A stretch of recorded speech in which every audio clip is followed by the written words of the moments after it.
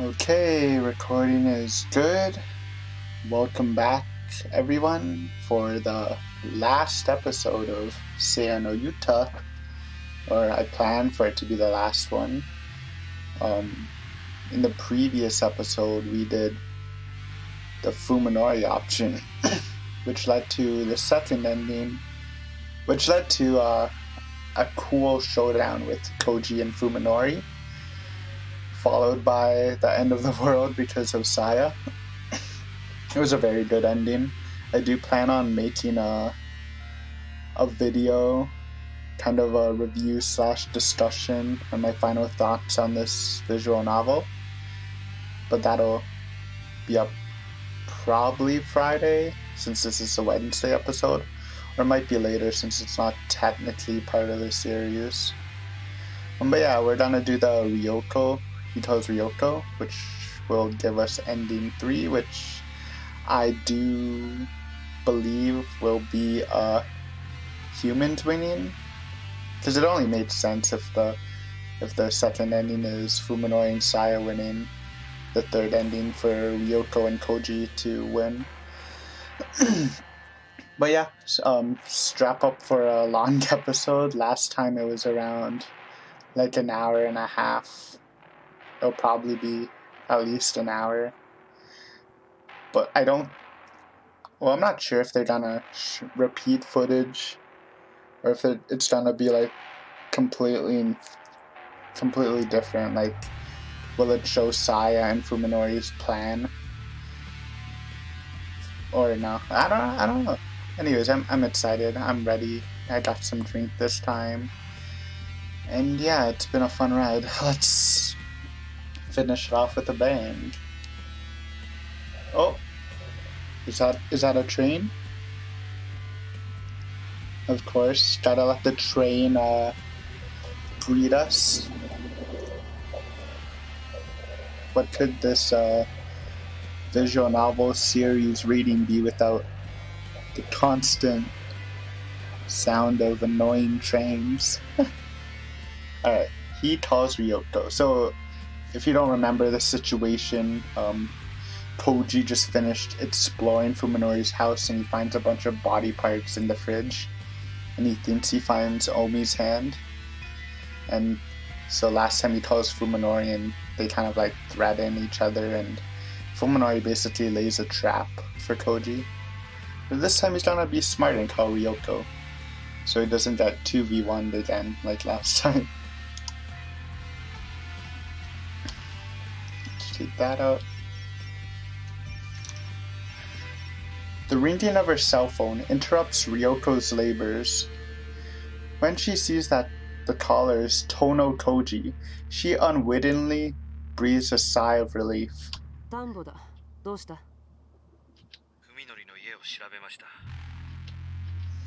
Even over the phone, Ryoko can clearly hear the change in Koji's tone. His is the dull, flat voice of someone who had all the energy beaten out of him.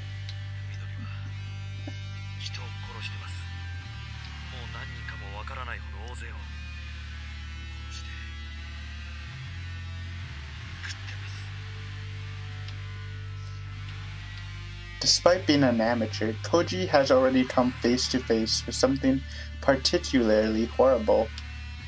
In consideration of the shock he must have received, Ryoko decides not to say anything.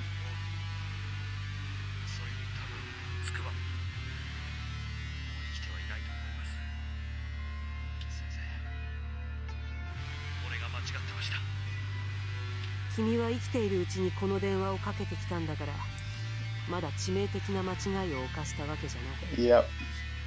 Though, I'm not gonna lie, I love the fight between, with the whole, when Koji enters the Fuminori's hideout, that whole scene until his death was so cool.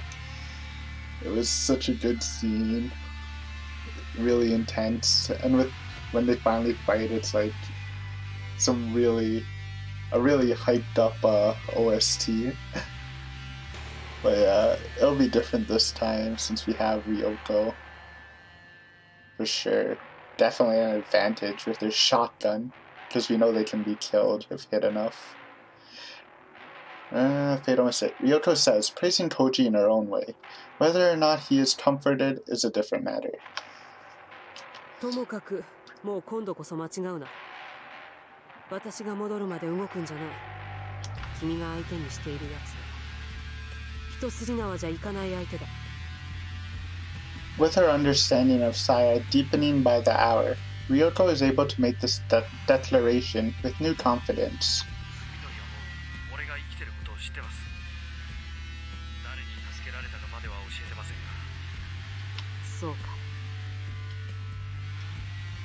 Koji's actions were rash, but there's no point in regretting them now.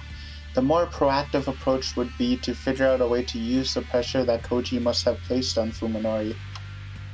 Besides the fact that Ryoko's involvement is still secret makes her a wild card. Depending on how she plays it, this advantage could be decisive. Yes.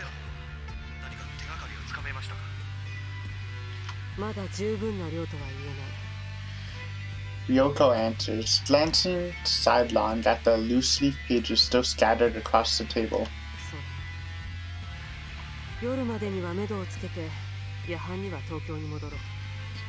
And they fought around 7 p.m., so the time's gonna be completely different. Actually, it might be in the middle of Saya's birth. If the birth is consistent, I don't know if eating Koji might have sped up the birthing process. But ooh, that might be, if they can, that's probably her most vulnerable state, I'm guessing. それまで君は余計なことをせず、おとなしくしている。いいね。はい。Said going Koji. The glazed over quality of Koji's voice is actually reassuring to Ryoko. She knows that he won't try to have everything his own way anymore. His is the voice of someone who has become a machine, able to do whatever it takes to accomplish a single goal. Koji has decided to eliminate Sakisaka Fuminori, and in order to complete that objective, he is even willing to accept the help of Ryoko, whose principles hardly mesh with his. A praiseworthy change, indeed. After Ryoko hangs up, she gloomily counts the stacks of loose leaf that still needs to be restored. There's no time left. She'll probably only be able to get the general picture. If she has to go into battle with only fragmentary knowledge, then there's one thing that she absolutely must decipher. Ogai's biological reports, which should contain information on the strengths and weaknesses of the organism called Saya. All she can do now is pray for luck as she delves back into the mountains of paper.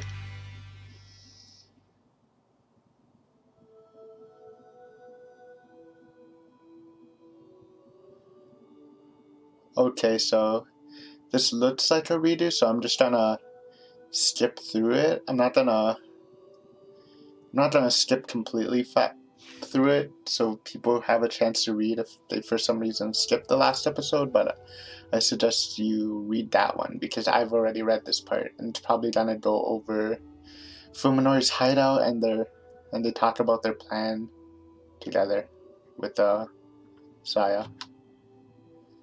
But I'll read this just in case I do miss it. But it looks the same right now.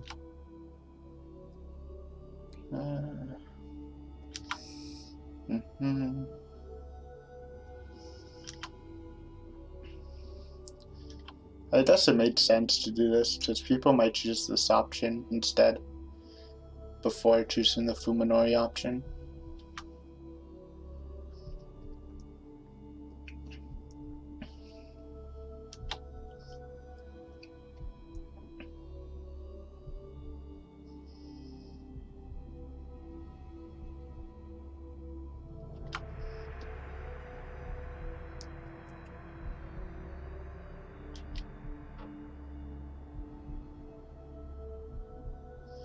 Well, at least my voice won't give out if we get a long break like this.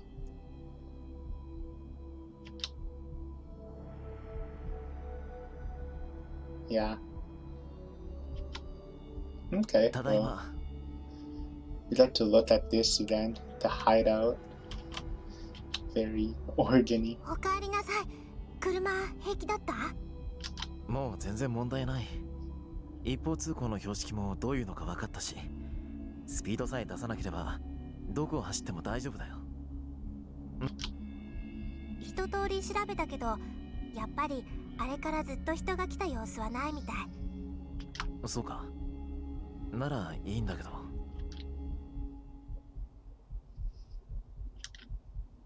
多分表に積み上げてあるゴミのせい。あれ普通の人間にはちょっと耐えられないんじゃないかな。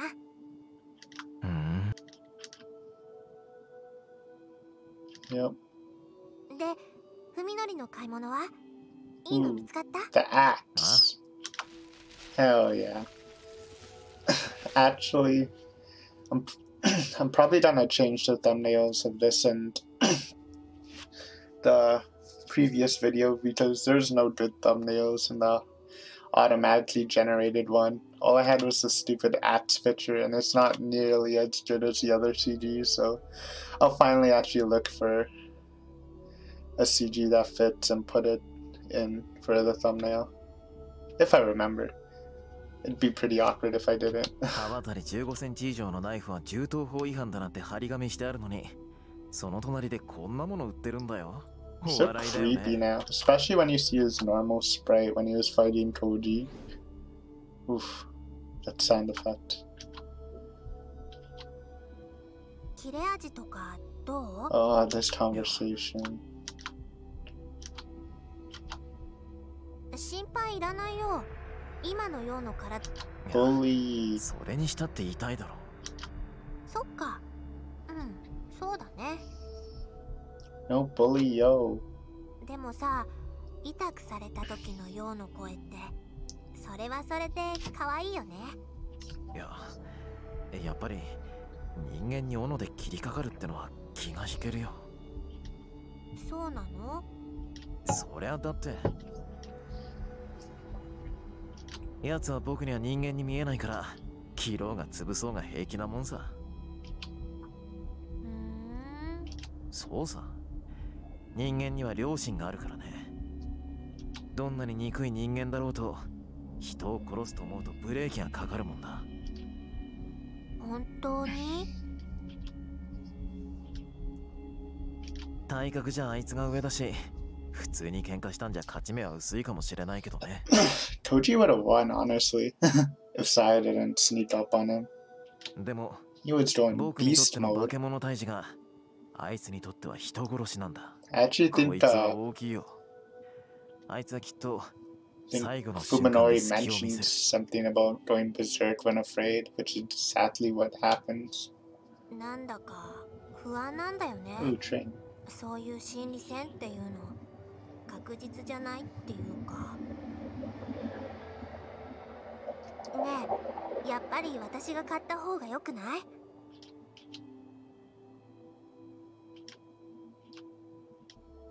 サヤの腕力だとさ、ヨウみたいな女。 Sorry, I'm getting a little でもね、 anxious あのおじさんも by not 最初 talking の and 不意 just 打ちは watching うまくいったの。 because yesterday's 大抵の人間はね、 recording's still fresh 作 in 用 my を見たら mind. 力が抜けて動けなくなっちゃうんだ Just よ。 want to get something new. 病院だってそうだった。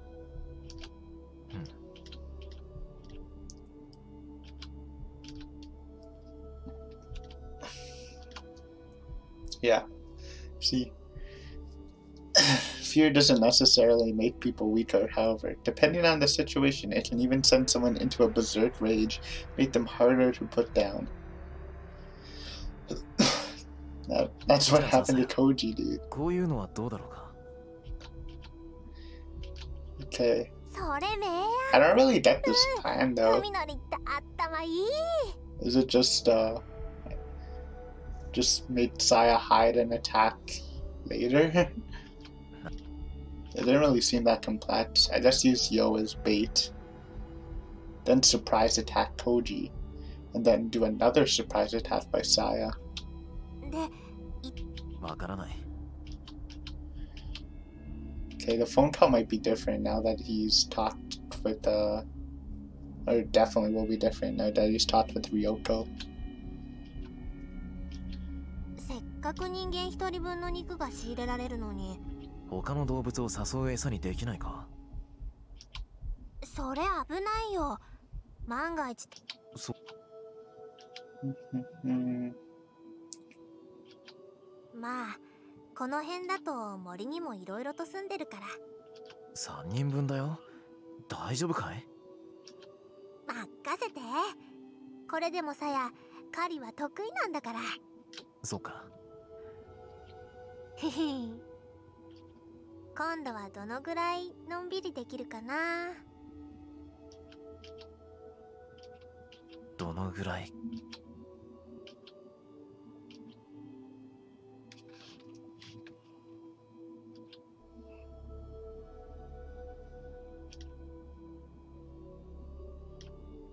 長い旅だと思えばいいさ。どうせ人生なんて旅みたいなものなんだ。永遠に変わらない場所なんてない。時の流れを見送るか。そうだよね。それでも一人ぼっちじゃないし。あ、それにね、いつかは私たちが人目を忍んで暮らさなくてもよくなる日がきっと来るよ。Yeah. それは明日かもしれないし、ずっと先のことかもしれない。Or い tonight. つ印が来るのか私にもはほんの僕らに。きっとそれがさやが文則に送ってあげられる最後のプレゼント。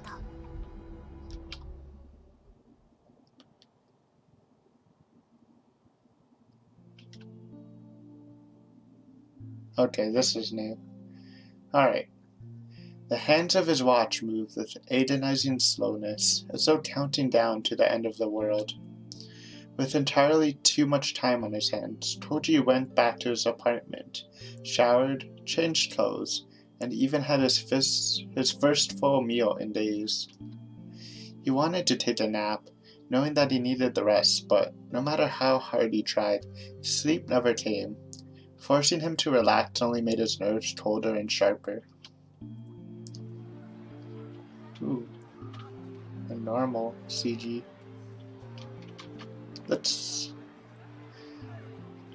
I think I mentioned this before for something else, but what's that thing where they take a picture and then I guess it's sketching, but yeah, I just sketch over it. I think there's a term for it though, because that looks really realistic, like photograph level.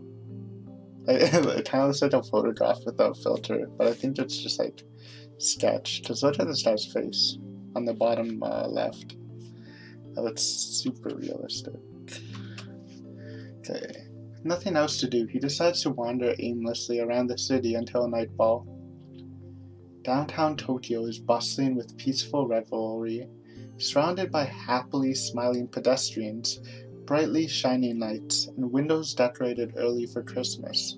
It seems as though all of the happiness in the world has been gathered in one place. Koji takes it all in, burning it into his memory like it's the last thing he'll ever see. Is the world this beautiful because of the terrifying insanity lurking in its shadows? He will probably never be able to bask in the glow of the city again. Perhaps that is why everything seems so dear to him. Koji gazes at the city for hours. It feels unreachable, unreachably far from him, as though he is reading the obituary of his first love, lost in the distant past.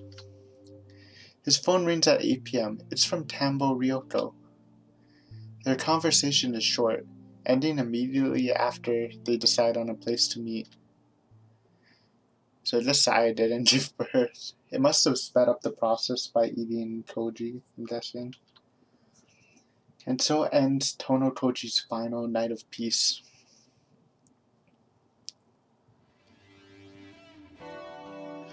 Ryoko arrives at the 24-hour family restaurant at 1 a.m. 1 hour later than agreed upon.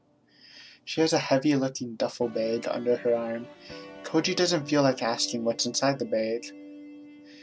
Doesn't feel like asking what inside the bag is causing it to bulge all over like that.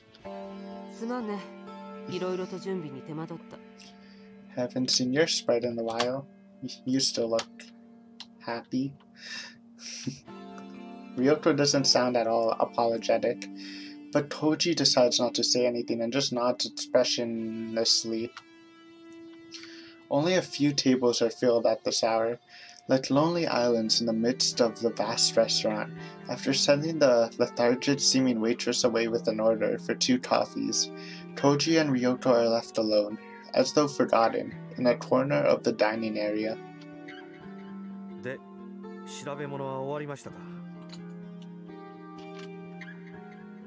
There you go.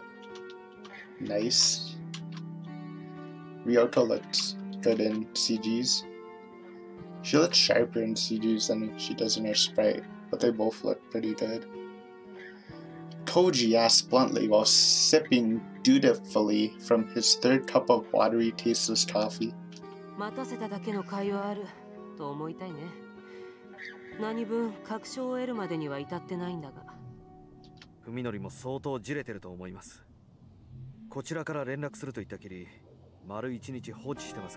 Yeah, Koji wasn't pressured by the call.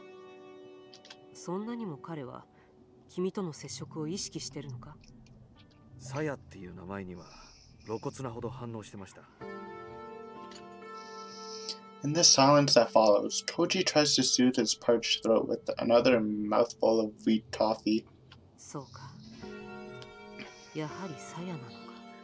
Ryoko mutters. It's obvious that the frown on her face isn't because of the bad coffee.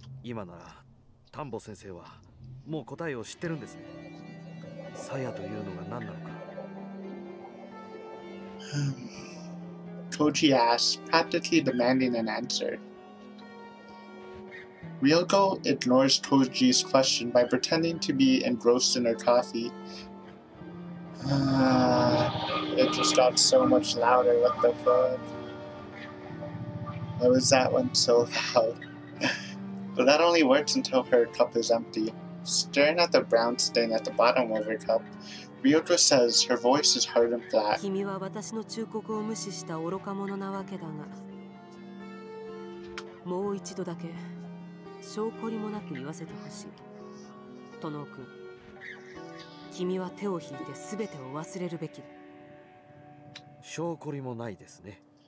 Koji replies, smiling bitterly instead of getting angry like he did before.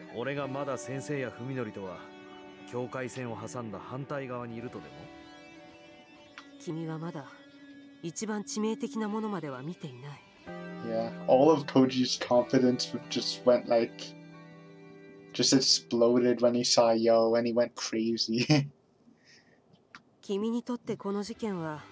Even though he steeled himself before the fight.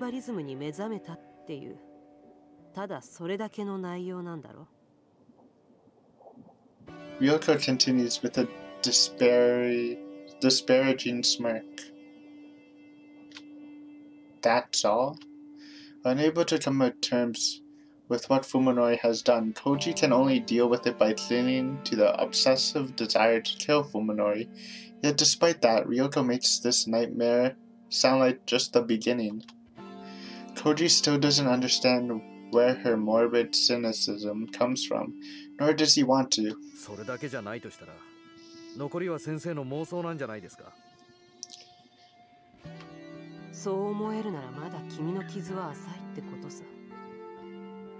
Yeah.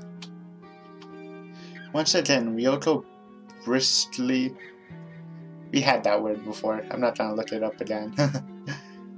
States her opinion as fact, her tone making it clear that she doesn't care whether or not Koji is satisfied with her explanation.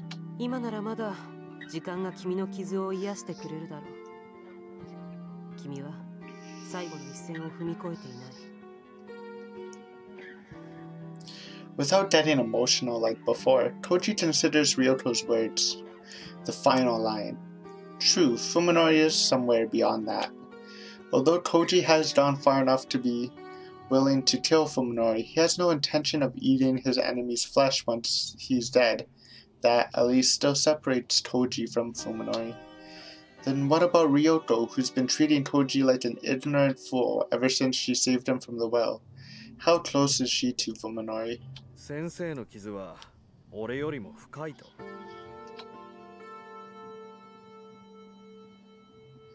In response to Koji's sarcastic question, Ryoko's cold smile becomes a bitter, self-mocking smirk. この銃はね、実家の父のものなんだ。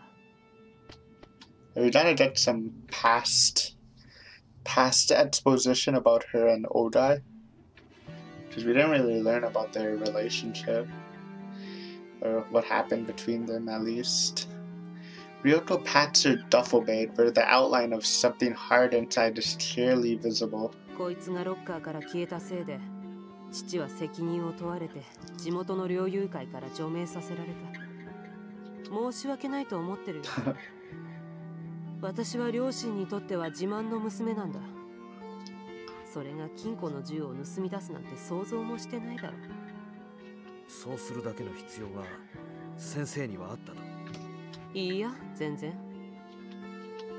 Her quick denial isn't what Koji was expecting. その頃にはもう王外のことは一見落着していた。少なくとも私はそう思っていた。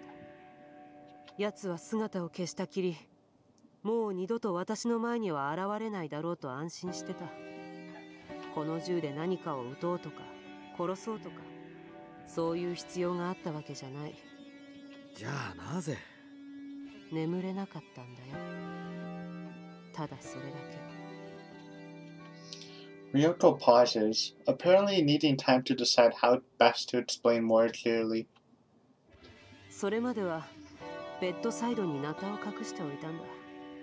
夜一人で部屋にいるのが耐えられなくてね。She continues, choosing her words carefully. どんなに世界が底抜けにめちゃくちゃになっていこうと、悲鳴を上げて逃げ回る以外の選択肢が自分にはあるんだって。そう納得させるためにはね、部屋の中に何か一つ頼りになる武器を置いておきたかった。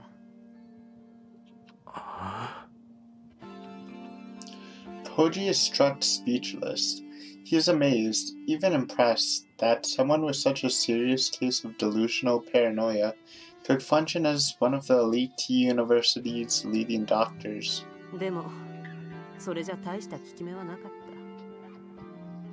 た。悪夢は日ごとにひどくなっていく一方で、安眠するにはナタじゃまだ足りなかったんだ。それで父の銃を盗んできた。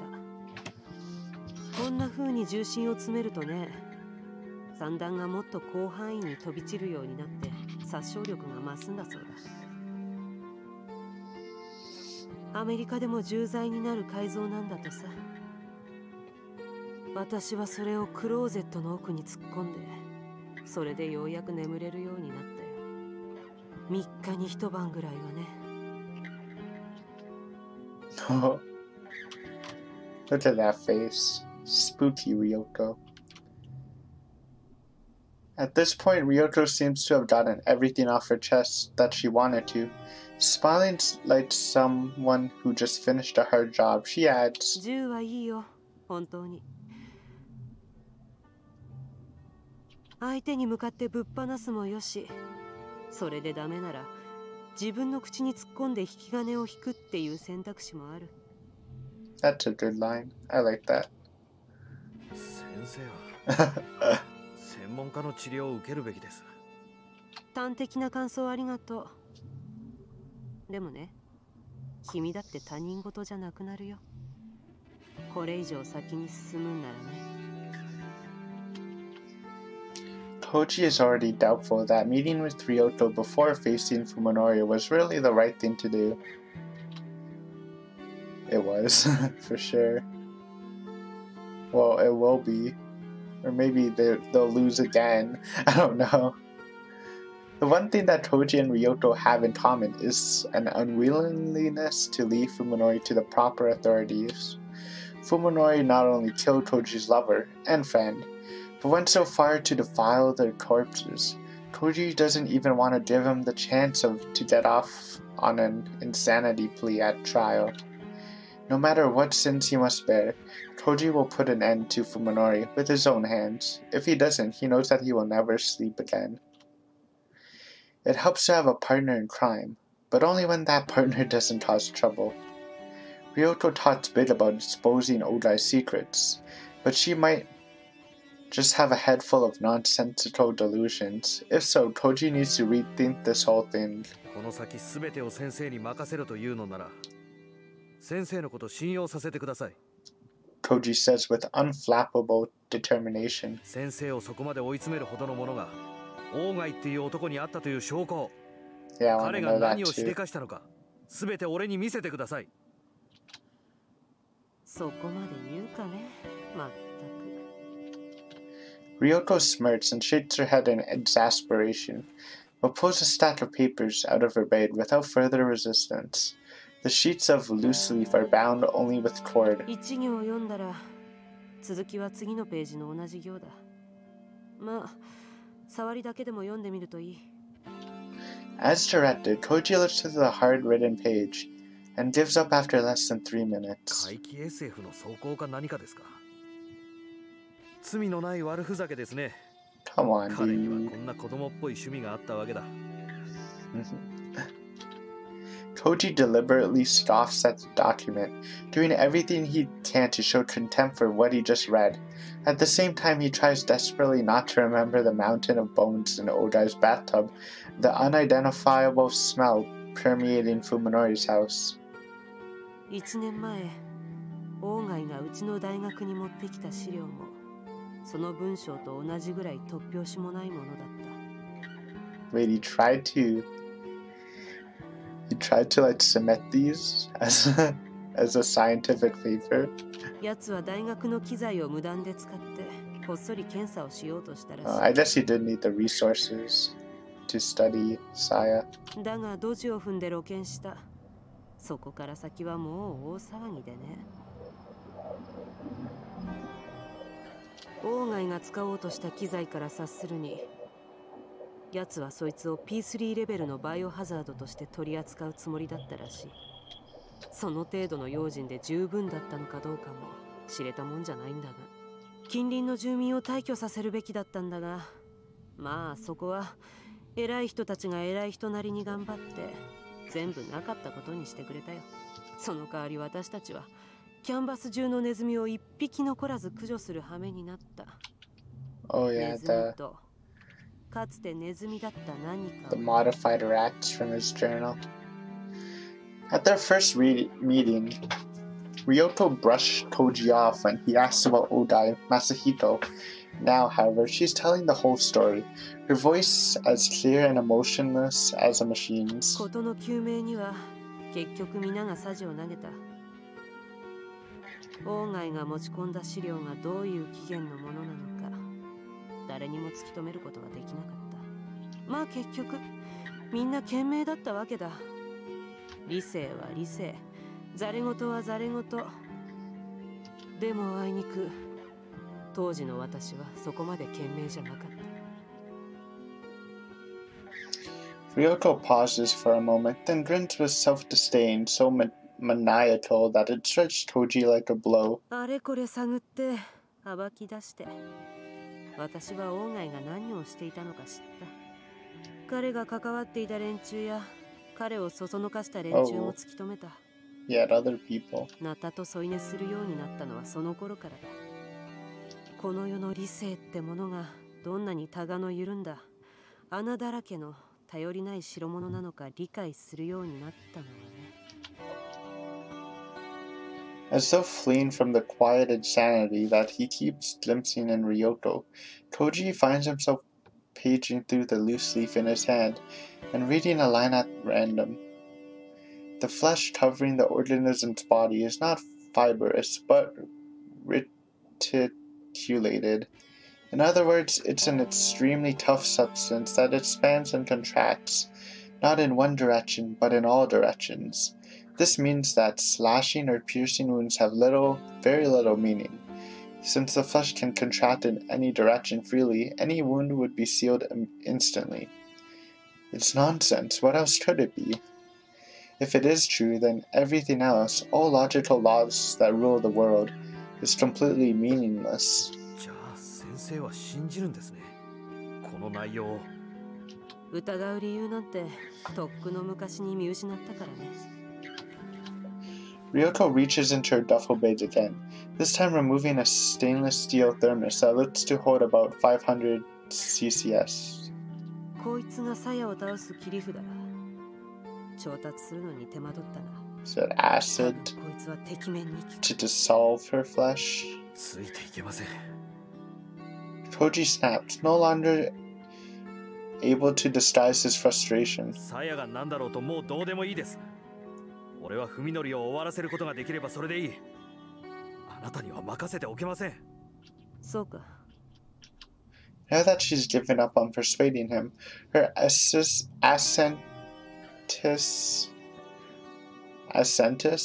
swift and cold. I don't know what that means. At this moment, Koji's fate has likely ceased to matter to her. いいだろう。君は先坂文則を仕留めるために全力を尽くすといい。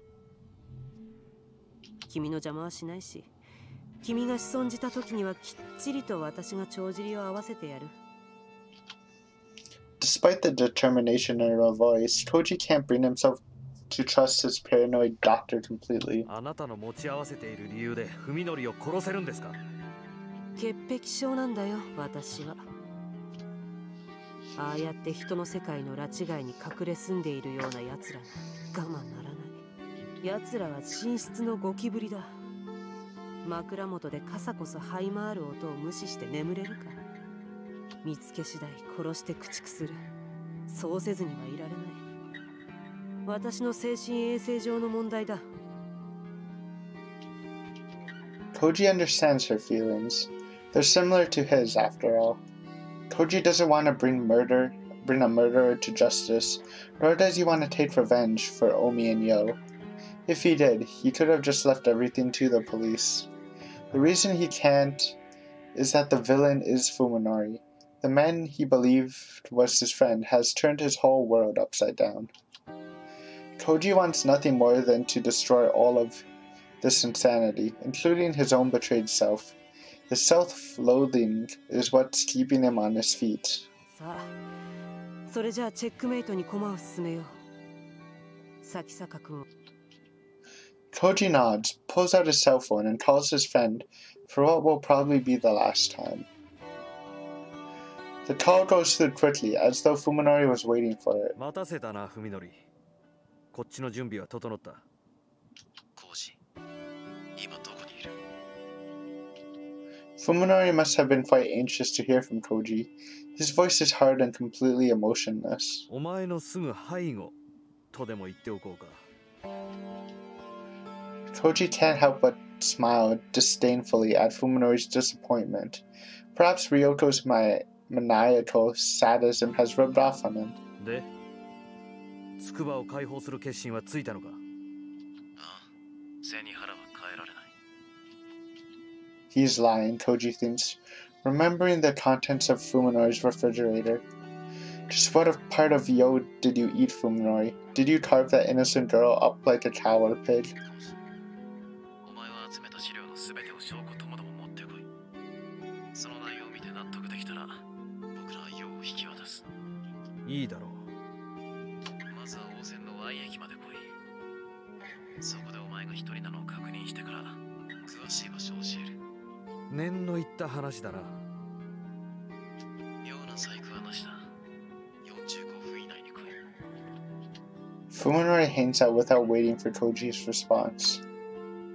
俺が単独なのを確認するまで居場所は教えないつもりみたいです。ただの偉大生にしちゃ心得てるな。感心だ。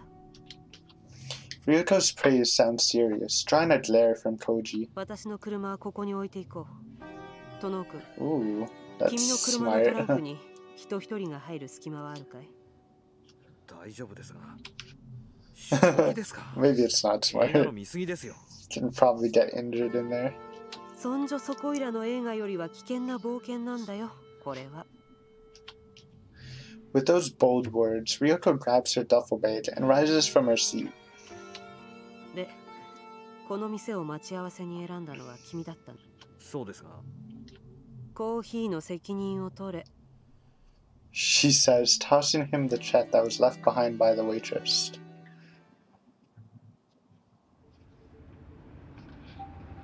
Even after Koji arrives at Y Station as directed, Fuminori calls him and makes him change locations 3 more times. Koji is beginning to doubt that Fuminori is trying to make sure that he's alone. He might just be using the time to guess when Koji arrives at the designated location. Nevertheless, Koji can't let his guard down. Fuminori might choose any moment to make sure that he isn't bringing any help. If he makes a mistake and puts Fuminori on alert, Ryoko will lose her chance to make a surprise attack. She'll just have to put up with the cramped trunk for a little while longer. After the nature preserve and dry riverbed, the 4th location Fuminori sends Koji to is at the tree-covered top at one of the foothills, high above the developed area at their base. His car's GPS shows a road that leads nowhere, but according to Fuminori, there should be an old abandoned sanatorium there. The park and river that Fuminori sent Koji to were empty this late at night, of course. This time, however, his instinct is telling him that it's definitely a place that no one could find, even by accident. It looks like this is the final stop. Koji drives up the steep incline, leaving the houses far behind. Even though the hand of progress are right at its doorsteps, the undeveloped forest is darker than he expected. This looks like a great place to live in secret, or to kill someone in secret. This is... Should I read this? This is exactly the same.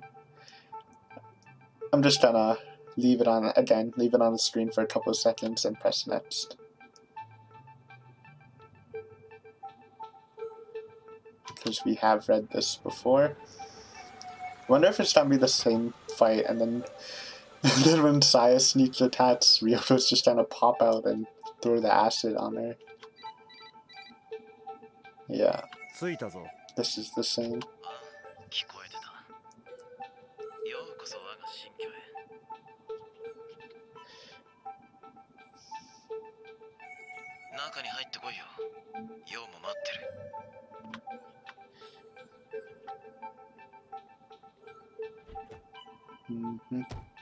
Okay.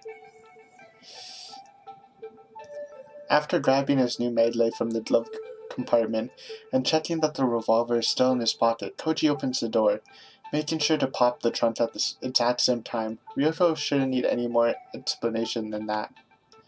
Realizing that the interior roof light will stay on and broadcast that the door and trunk aren't closed, Koji quickly unscrews the bulb, and then gets out of the car and deliberately slams the driver's side door hard.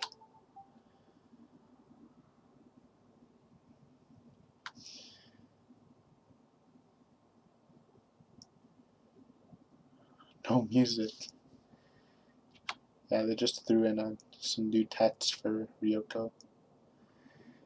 Glancing sidelong at the rear of his car, Koji sees no movement whatsoever inside the barely open trunk. Ryoko knows what she's doing. She probably intends to wait until Fuminori's attention is focused on Koji, then make her surprise attack. I'm just gonna read this actually. I'm excited. I'll read it. The moon is brighter than usual, allowing Koji to walk unaided through the front yard without tripping on anything. Staying alert, he heads for the building beyond the mountains of trash. Something must be buried underneath the piles of garbage, because the whole yard is filled with a sharp stink of chemicals. Even homeless people probably wouldn't come to this place, much less live here. If you need to get out of the wind and rain, there are plenty of places more suitable than this. When he reaches the doorless, gaping entrance to the building, Koji glances back the way he came. His Accord, parked at the gate, was perfectly hidden in a blind spot behind the mountains of trash. Even if Fuminori is watching from the inside, The sanatorium. He shouldn't be able to see Ryoko crawl out of the trunk. It looks like she'll get her chance to take him by surprise. How many times has he stood alone like this in some ominous silent place far removed from his everyday life? It's as though sneaking into deathly quiet houses and finding traces of unimaginable happenings has become as normal as going to class. The house that he had explored before were empty and dilapidated, but the necessary trappings of life were still present. They were like freshly shed cicada shells. It was one of those, right? This place, however, is different. The building is a perfect ruin, its walls and pillars rising from the dark forest like an army of ghosts, with no sign at all that people once lived and worked there. The structure resembles a skeleton more than a cicada shell. Time and the elements have stripped it of its former shape, and now there is only death. Koji has gone as far as he can. This must be the final stop. What will Fuminori's next move be? There's no question that he's planning to make Koji disappear, but how? Just as he's about to turn on his maid light, Koji reconsiders. If he wanders around with a light on, he'll be broadcasting his exact location. That'll give the advantage to Fuminori, who's most likely laying an ambush for him. He holds the maid light before him. In his left hand, with his finger poised over the switch, in his right hand he raises the revolver. Keeping both the gun and the maid light pointed in the same direction so that he can be ready to aim at whatever shows up when he turns on the light, Koji steps quietly into the dark ruin. It takes a while for his eyes to adjust, but even then, he has only the moonlight streaming through the empty windows to guide him. Everything appears gray and indistinct. However, Fuminori has to deal with the same conditions if he's hiding here. This is a battle of nerves, exhausting and dangerous, where the first to make a sound and give away his position loses. Okay, I'm actually getting tired. I'm not going to read it anymore, because this is exactly the same. I'll just read if I see a new line. Just for them to see the cool fight scene again. It's a really good scene if it does happen. Oh. Did I... No, that's just me. Okay. The organism's reticulated flesh freely expands in a manner that renders cutting and piercing meaningless. Meaningless. Koji grits his teeth and forces the madman's word out of his head. Okay, maybe I should read this. Oh, I'm so conflicted. What good can come of taking them seriously? Now isn't the time for such useless... Squish. At the sudden noise, Koji freezes and stares down the hall. It was a wet sound, like someone dragging their feet through a swamp, and it came from the room at the end of the hall. Something is there. Something that can make noise. Moving silently, and keeping his light and gun at the ready, Koji creeps in the direction of the sound. Squish, squish. Now it sounds strange, like someone squeezing mud through their fingers, and as he gets closer, Koji begins to hear some kind of animal's labored breathing. Could it be Fuminori? No, that's impossible. He should be holding his breath somewhere, waiting for a chance to ambush Koji, not carelessly making noise. As he proceeds, the strange sound coming through the cracks in the concrete walls become clearer and clearer.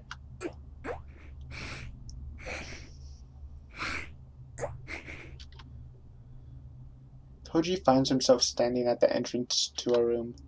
It's filled with a thick, viscous darkness, just like every other room that he's passed. I wonder if he's gonna freak out. He probably will, but he might not, now that he kind of has an idea of what's coming. There's more than just darkness, however. Something is definitely there. Yeah, I'm just trying to read everything. I think that's just right. It would be a weird climax without it. You can hear painted breathings, like that of a wounded animal, and what sounds like sobbing. Sobbing? Oh god. Koji whispers into the darkness. Now that he's given away his position by speaking, he might as well turn on his light. For some reason, however, Toji hesitates to do something so irreversible. Sobbing. The last time I heard her voice on the phone, she was sobbing. The wheezing suddenly stops, as though whatever it is holding its breath. And then... So last time I thought this was Saya just pretending because Yo couldn't speak, but apparently she's learned how to speak. I guess. Because that is Yo. A whisper comes out of the darkness. Though not a human voice, not by any measure, it speaks some blasphemous semblance of human words. A nightmarish flash of insight connects the dots in Toji's mind. Tsukuba. It can't be. Tsukuba Yo doesn't sound like that. She doesn't smell like that.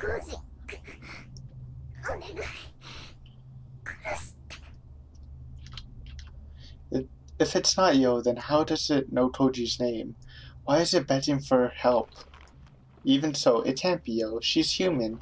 She wouldn't be slithering around like whatever slimy creatures hiding in the darkness. What? Oh, I fat fingered that.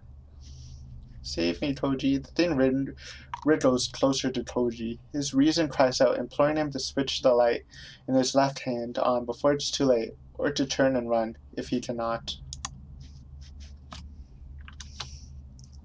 However, Toji is unable to accept either choice. He can only call out in vain to the amorphous shape in the darkness. つくばなのか直江まさかつくばなのかすいません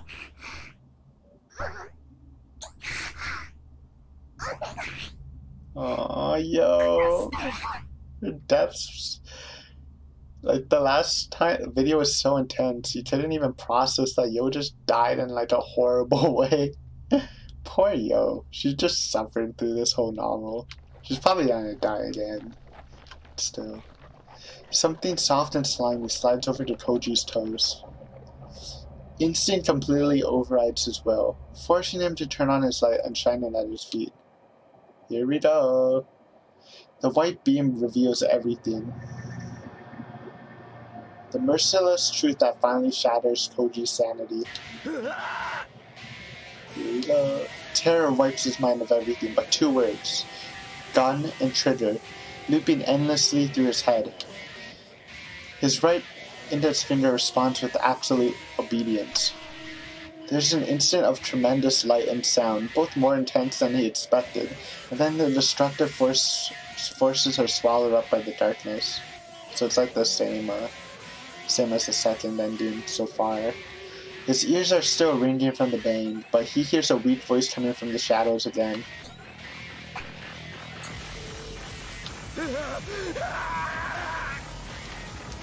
Toji screams and desperately pulls the trigger again and again, believing that salvation can only come from his own finger.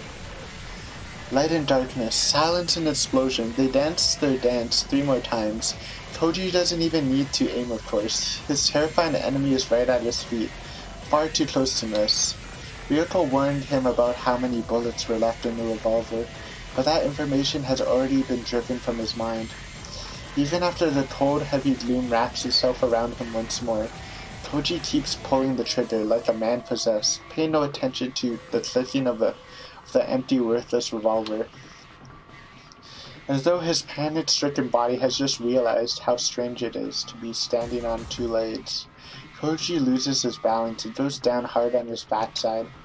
Still frightened out of his mind, he keeps firing the empty gun from a sitting position. He knows no other way to erase the memory of the thing that he saw for a moment in the beam of his made light. The light, which fell from his hand during the attack, is now lying on the floor, pointing in a completely different direction. All 4 bullets delivered by Toji's fingers must have hit their target, though enough destruction to kill any human 4 times over. But they were his last cards to play, which means that he is now sitting alone in the pitch-black darkness, with no way to defend himself. And just as he realizes this, a mass of cold, rotting flesh rolls onto him like a tidal wave.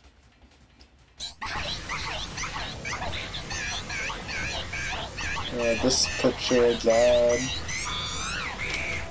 Yo! Poor Yo. He can no longer even scream as he's pushed onto his back. With fear seizing his throat in its iron grip, Koji struggles desperately against the thing as it closes up his body towards his face. Covering his face with his left hand, he scrabbles wildly along the floor with his right, searching for a way out that doesn't exist. Devoid of everything but primal fear, his mind has regressed to that of a feral animal. And that perhaps is why when his right hand closes around something hard at the last moment, he is able to instinctively recognize it as a weapon. Putting every ounce of strength into his arm, Koji swings the heavy object in his hand at the creature on top of him. The wet sound of water cushion being struck with a blunt object, Koji's attacker rolls off of him. As soon as he is able to move freely, Koji leaps to his feet and grabs his new weapon with both hands, as though it's charmed to ward off evil. For the first time, he realizes that he is holding part of a rusty steel pipe.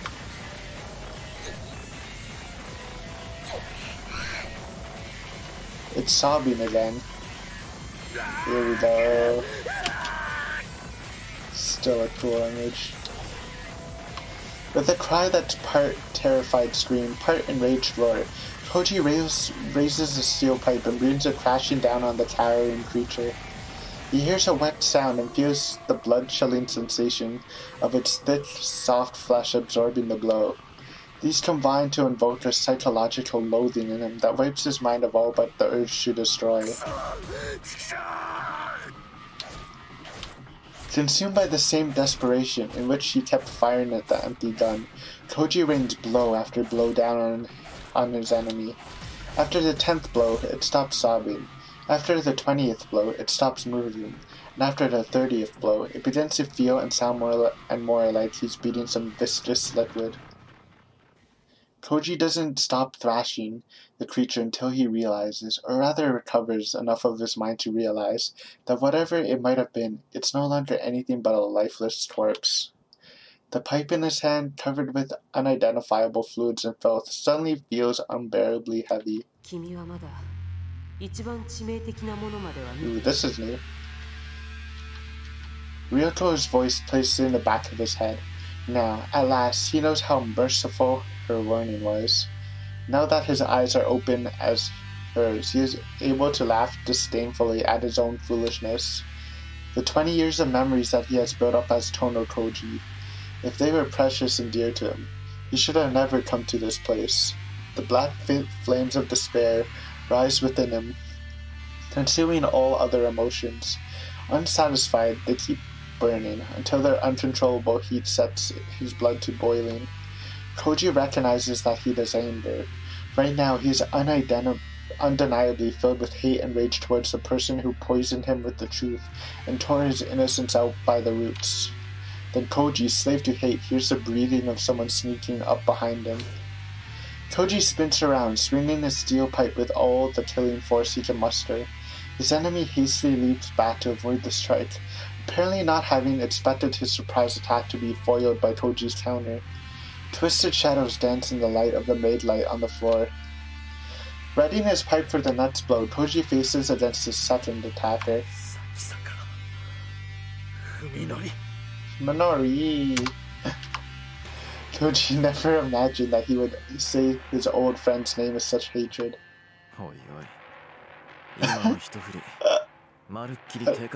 The sprite's still so hilarious. Look how crazy he looks. You trying to kill me or something? Even though Fuminori is smiling, as though the huge axe in his hand is just some kind of joke.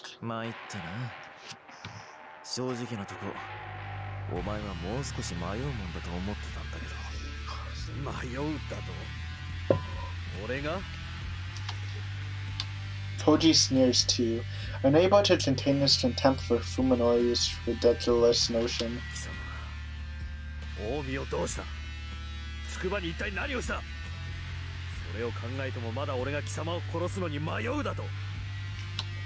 そいつは言いがかりのつけ方が逆だろ、コージ。 Fuminori says in a low voice, looking sadly at the pile of meat that Koji just beat to death. コージの分際で僕の世をひどい目に遭わせやがって。世の10倍は痛めつけてから殺してやる。覚悟しよう。 Ooh. The blades of Fuminori axe carves a murderous arc through the darkness. Glittering meaninglessly in the faint light coming through the floor. Here's the battle OST. This is like so randomly hyped in like such an intense situation. Like I can just imagine like some action movie having this where the main character's just like beating like 10 or 20 guys in like a little montage thing. Koji raises his pipe to block Fuminori's brute force swing. The shock of heavy impact shoots through his arms, but with his large frame allows him to push the axe back without losing any ground. The axe comes howling down on Koji a second time, and then a third. Fuminori's weapon, designed for practical purposes, is significantly stronger and easier to use than the piece of pipe that Koji just happened to find on the floor. With his hands full protecting himself from Fuminori's axe, Koji is unable to find an opportunity to counterattack. Each strike he blocks sends chunks of rust flying from his pipe. Come on! Koji blocks a crushed downward stream, then pushes back before Fuminori can pull his axe away, throwing him off balance. Stumbling backwards, Fuminori plants his feet to regain his balance. Taking advantage of his opponent's temporary immobility, Koji delivers a punishing low kick to Fuminori's outer thigh. Fuminori grunts and retreats, swinging his axe wildly to prevent Koji from following up with another attack. Koji, however, does not press his advantage. He just stands where he is, calmly spearing Fuminori with his stare.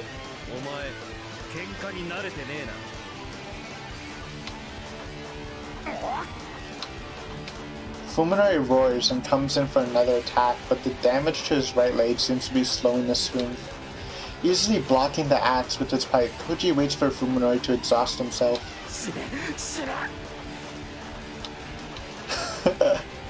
Howling crazy, Fuminori delivers blow after heavy blow. However, the battle has already become one where composure, not brute force, decides the victor. When Fuminori raises his axe high for yet another attack, Koji sees that his movement has grown dull enough. Seizing the opportunity, Koji charges into Fuminori's range and grabs the haft of the axe with his left hand.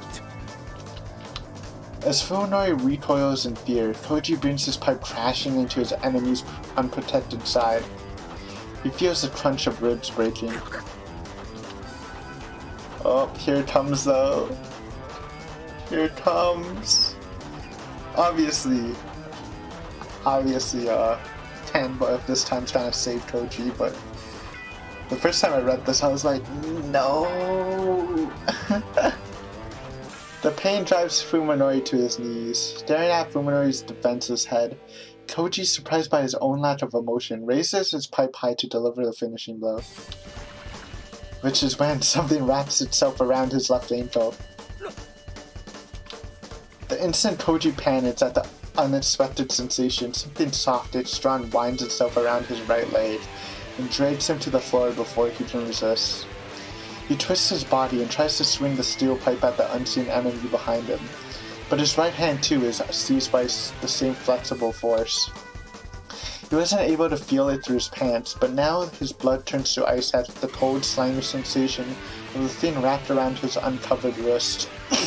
That monster is still. Fuminori says, encouragingly. Even while kneeling on the floor, his face twisted with pain, he manages a terrible, victorious grin. Saya. This thing is... Koji struggles desperately, trying to free his limbs from the creature's horrifying grip. But more and more tentacles swarm over his body like snakes, stealing his freedom of movement. The horror has already driven Koji half mad. Just imagining the appearance of the creature attacking him is enough to threaten his sanity. His scream is suddenly cut off as a slimy appendage seizes his throat. This is the most deadly tentacle. It isn't just cutting off his breath and circulation. It's trying to snap his neck and squeezing it tighter and tighter. And in the last video, for the second ending, he actually just gets his neck broken and then Saya eats him. Uh-oh. And he's saved. I'm going to die. Just as the final thought enters his fading consciousness, a sudden explosion brings him back to his senses. Saya, no! With a horrifying inhuman scream, the creature releases Koji and retracts its tentacles. The first thing he sees after regaining his mobility is Ryoko running down the hall with a smoking shotgun in her hand. Ryoko responds by tossing a silver tube in the other hand to Koji, who's still lying on the floor. Train, go away, please. This is finally getting something new. It's the thermos that she showed him at the restaurant, the one that she called her secret weapon.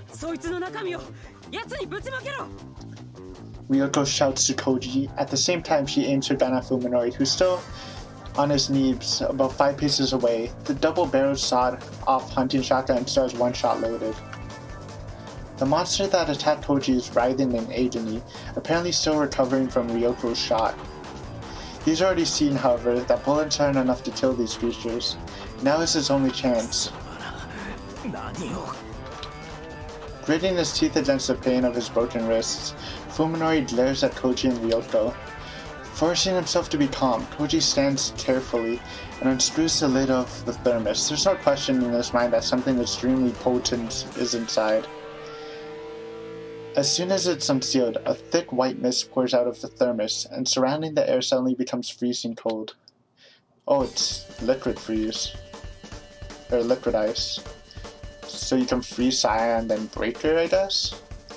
Let's see what's inside. Koji ruthlessly throws the thermos at the pyroflesh convulsing on the floor.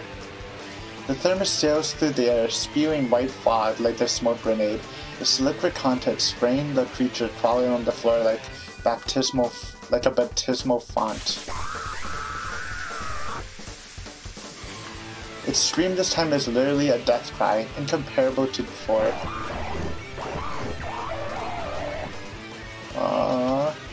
I kind of feel bad even though I'm cheering for Koji to win. Wreathed in white smoke, the monster thrashes in agony. Its screams are joined by Ryoko's cackling.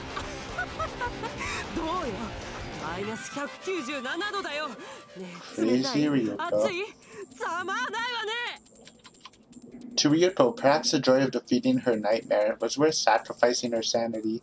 The expression on her face as she laughs maniacally is clearly that of someone no longer in their right mind.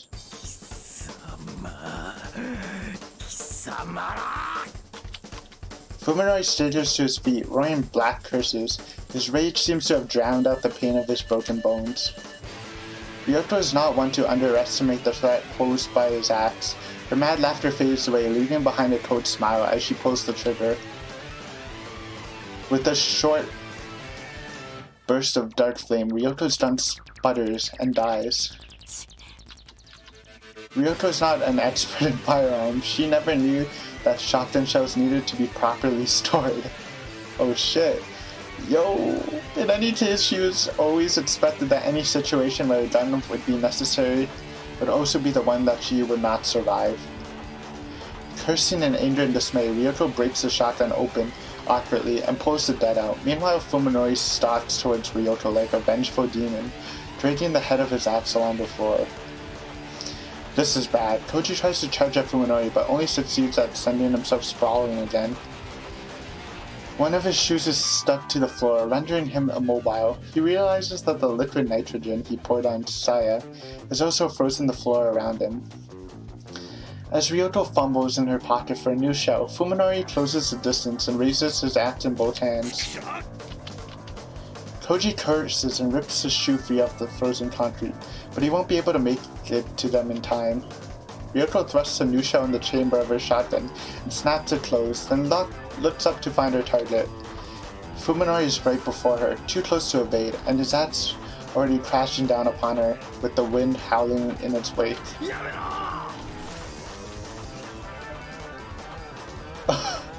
Rip Ryoko, maybe? The sound of bone shattering, tendons snapping, and flesh tearing blend together in a foul harmony. Oh, Ryoko. Ryoko got axed. The thick blade has entered through Ryoko's left shoulder, plowing through her collarbone and shoulder blade, smashing several ribs and popping her lung like a balloon before stopping in the center of her chest. Her expression frozen in shock by the impact, Ryoko sprays a geyser of blood from her mouth. Dude, I'm just imagining this. No! Don't shoot her! Oh man. So Fuminori, Ryoko, and Saya are gonna die? Tragic. She should have died instantly, but through some unimaginable force of will, Ryoko clings to life for a few seconds more. Grinning through her bloodstained lips, she raises her shotgun. Holy shit. Yikes. Not to the front, but to the side. Oh, he's gonna shoot Saya. Beyond the barrel of her gun, half of its body wearing the 77-degree Kelvin mist like a white cloak of death is just a weakly riddling Saya. The 12-gauge shotgun drowns out Fuminori's scream in a thunderous explosion of light, and the sound far more powerful than that of Koji's revolver. The destruction is absolute. The impact of the shotgun pellets completely blow away the part of Saya's body that fell prey to the liquid nitrogen. The frozen particles of Saya's shattered flesh drift to the floor like snow. Even Saya's special biology is insufficient to seal a wound of this size. Nearly half of her body is gone, and from the opening pour her inwards a tide of liquid, slimy and fat, whose color is far too foul to belong to any living creature.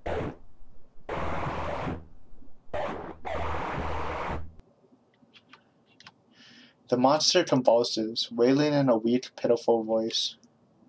Saya. Oh. Look at Fuminori. He doesn't look crazy.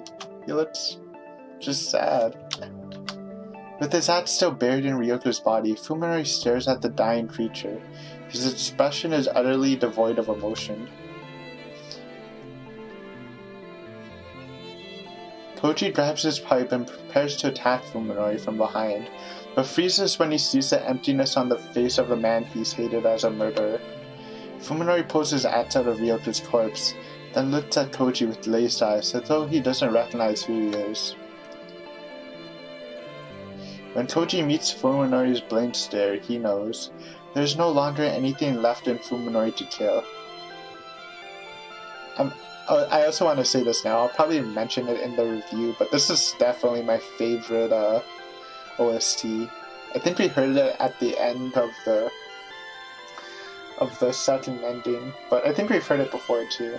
But maybe not. This song's great though. Fuminori grips the axe closer to its head and raises it high, the blade pointing at his face. Koji doesn't know whether or not he should interfere, but even if he wanted to, what could he say to stop Fuminori?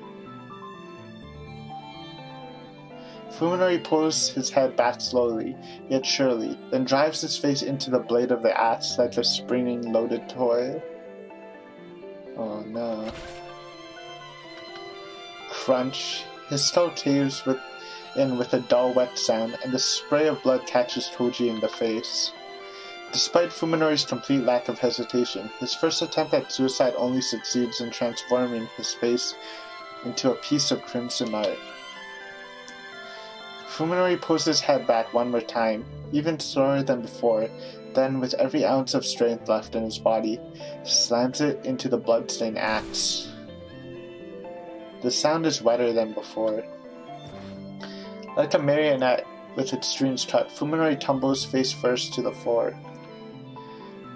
Koji stares at the two mangled corpses for a while, feeling completely left behind, like he doesn't even know why he's standing in this place with a steel pipe in his hand. The stale air filling the ruined building becomes choked with the stench of blood, and the crimson puddle gradually spread across the snow-covered floor. Yet the tranquility of the scene makes it seem like a painting. A soft, slimy sound breaks the silence. Koji looks at the mortally wounded monster as though just remembering that it's there. The creature is clearly on its death door. Even so, it moves slowly, feebly. It drags its broken body through the sea of blood covering the floor. It's coming for Fuminori. Koji had forgotten his anger, but now it comes surging back at full force. Koji growls and stabs the monster in the end of his steel pipe. It convulses in agony, but keeps crawling towards Fuminori. Koji explodes into a frenzy of rage.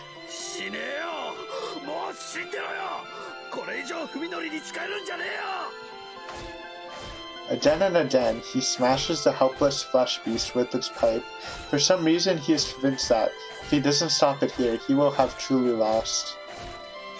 The monster, however, never succumbs to Koji's beating, and finally reaches Fuminori's corpse.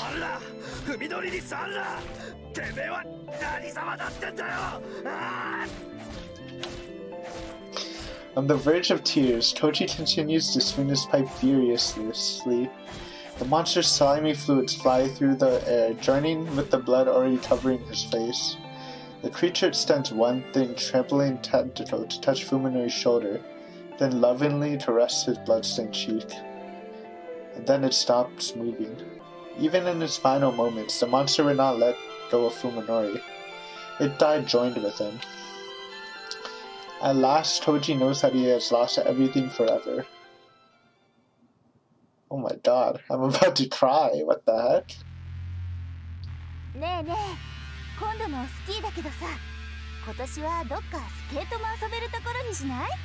What is this?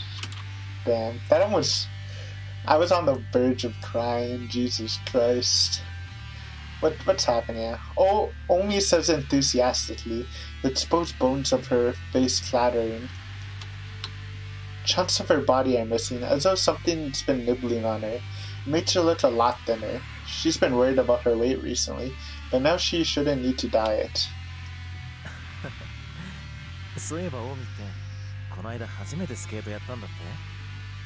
Fuminori laughs at Omi's crazy suggestion.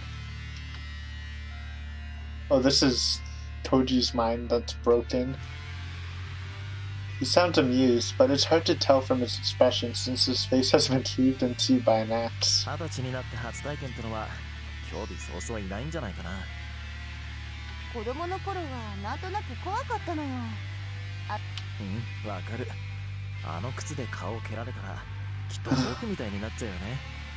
Well, at least it's driving away my sadness. Oh, Yo's normal. Omi and Yo laugh at Fuminori's dumb joke. Yo never used to laugh with such exuberance. Now that she and Fuminori are officially lovers, she seems truly happy.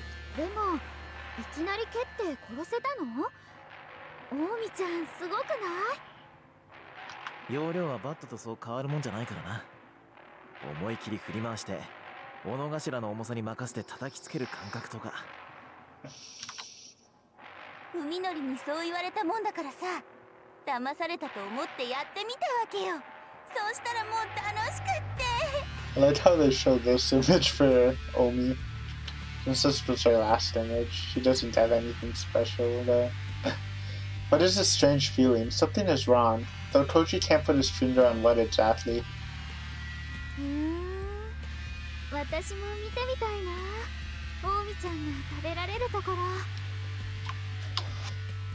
That's it.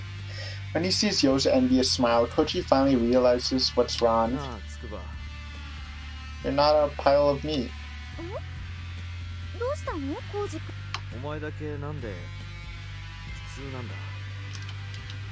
Yo tilts her head quizzically, like she doesn't understand what he means.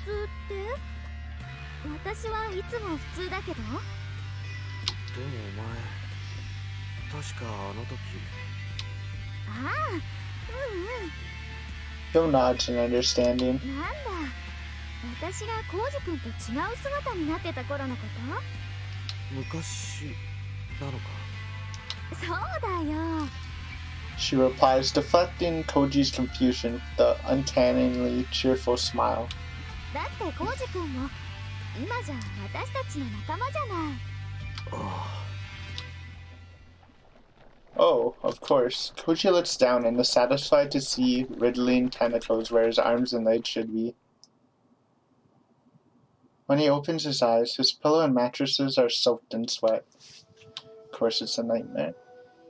He's becoming like Ryoko, I guess, with her continuous nightmares. It's always the same nightmare.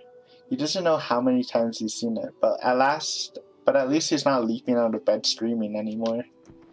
Clutching his throbbing head, Koji sits up in bed. It's 4 in the morning. He hasn't had nearly enough rest, but he probably won't be able to get back to sleep tonight. Anyway, it's time for a smoke. A full pack will last him until dawn. Now where did he put the bat he bought yesterday? Koji wanders sleepingly into the den, where yet another old friend is waiting for him. Hi, Ryoko's ghost. 先生、いたんですか。Ryoko's chopped up corpse is sitting at his dining table, looking as deathly pale as ever as she sips coffee from a mug. 毎晩ずいぶんと辛そうじゃないか。ろくに眠れてないんだろ。そうでもないですよ。薬を飲めば割となんとかなります。Koji says amitably as he sits down across from her. Hallucinations like these are easier to deal with than elaborate nightmares like the ones he just had. This should probably worry him more though. あの時私の忠告を聞き入れてれば、ここまで追い詰められることなんてなかっただろうに。もうやめましょうよ、それは。過ぎたことじゃないですか。Ryoko chuckles, smiling the same cruel, manic smile that she used when she was alive. Her left arm hangs from her half-severed shoulder, dangling like a forgotten wind chime. そう。結構折り合いをつけてるんだ。先生だってそうだったんでしょう。普段は優秀な脳外科医で通用してたんだから。上辺だけ取り繕うだけなら、そんなに難しいことじゃないからね。The corpse shrugs her shoulder.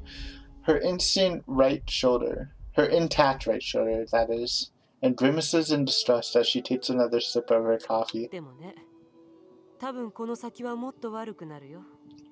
Maybe you should get a gun. 心の傷は時間が癒してくれるけど、君はまあ言ってみれば毒に感染したようなものだから。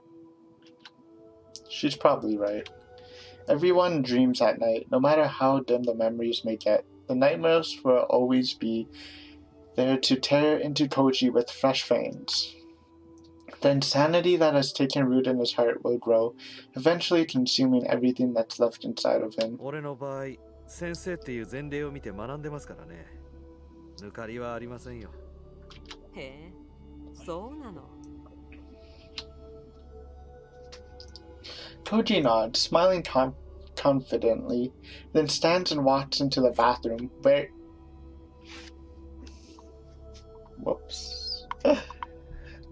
walks into the bathroom where he retrieves a weapon that he keeps hidden behind the mirror. Hey, it's a gun, like I thought.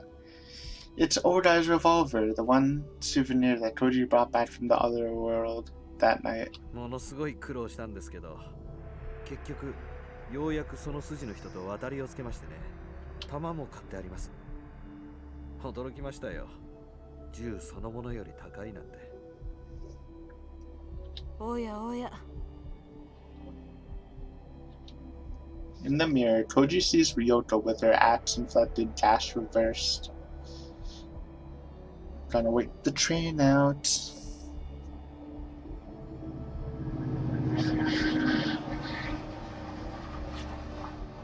Beautiful. She raises her mug as though to toast Koji's resourcefulness. 何発買ったわけ？弾は。One. 一発だけです。 Yep. This time, it's Koji who shrugs his shoulders. He uses both exercising his privilege as a それ survivor. 以上必要になるような状況は、俺は願い下げなんで。The corpse in the mirror nods, seeming strangely reserved. ほんと、わきまえてるんだね、トノオ君。There's a brief silence. Koji doesn't feel like getting all melancholy with the corpse. ねえ先生、いい加減ファミレスのコーヒーはやめましょうよ。なんなら新しいの入れますから。When Koji turns around, where'd the music go? Halfway through his sentence, he realizes that the dining room is empty, but for the silence of the night. And so Koji finally returns to the world of the sane. He lights his first cigarette of the night and takes a deep drag. While sitting alone in his den, puffing on his smoke, he stares at the gun in his hand. He knows how precarious a cliff... He knows just how precarious a cliff he's standing on. The final line that Ryoto spoke of now is one step behind them. Having finally crossed that line, Koji no longer has anything to protect his soul. Now that Odai and Masahito's delusions and Tambo Ryoto's paranoia have all become tangible horrors, he knows what insanity and despair truly are. Even in the real world, Satisata Fuminori is already wanted for several gruesome murders. It didn't take long for someone to discover the stockpile of human meat in the empty Satisata and Suzumi houses. In the two refrigerators were found the remains of Suzumi Yosuke, his wife and daughter, and Takahara Omi. They found clothes and other effects of Tsutoba Yo, but were unable to locate any trace of her among the various body parts, a fact that made Koji's nightmares all the more livid. Dr. Tambo Ryoto at the T University Hospital mysteriously vanished at the same time. Because she was Fuminori's chief physician, the police have been investigating her connection to his crimes. As for the two corpses secretly buried in the backyard of a certain ruin, well, they'll probably never be found. And this incident will just become another cold case. Koji alone knows what really happened, and he has no intention of revealing it. Not now, and not ever. Odai's writings were not nonsense, which means that everything else was. What fool was it who said that men are the lords of creation? Those who believe the worth of meaningless things like human wisdom and valor are those lucky people who have not looked into the abyss.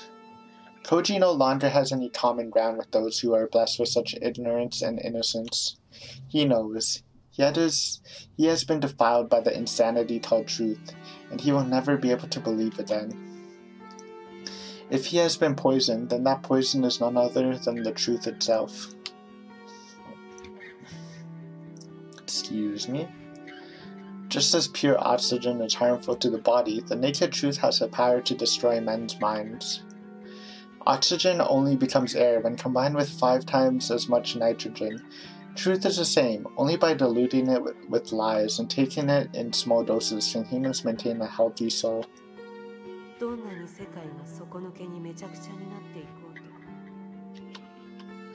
Words once spoken by the living Tambo Ryoto passed through Koji's mind.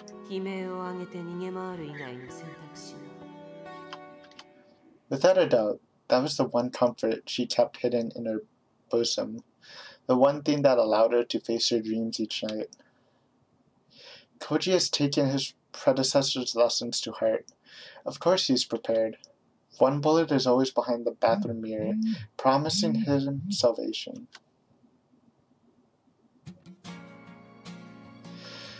Whew. There we go.